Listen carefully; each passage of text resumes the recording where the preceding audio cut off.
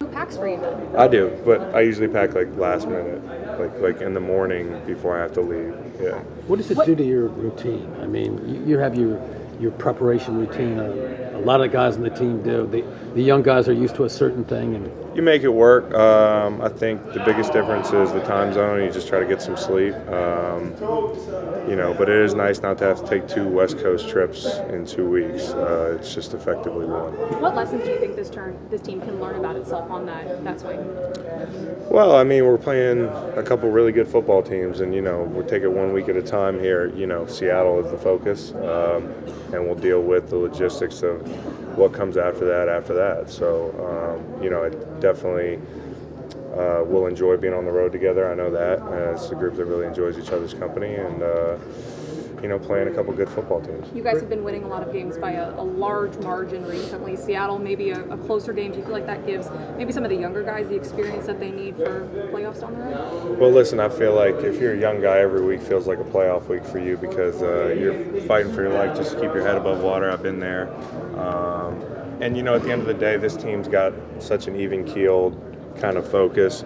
We don't get too high, we don't get too low, where every week feels kind of equally important. And that's the good thing. If we, continue to play well, more people will be watching. Each week becomes more important, and certainly going to play a team like Seattle, who's a really good football team, got a great tradition, and as tough a place to play as there is in the league, other than the Wing. Chris, you're 10-1, you're the best team in football, and it seems like everyone in the locker room is talking as if you guys are like 5-6 or 6-5, talking about we got to get better, we haven't played our best defensively, we haven't played our best offensively. What does it say about the makeup of this locker room when guys talk that way and they're not satisfied with it? Well, I think we got a good group, an unselfish group, and a group that, myself included. I mean, maybe I was 10-1 last year, maybe, I can't remember, but most guys haven't been 10-1 before, so you don't get bored, you don't get complacent.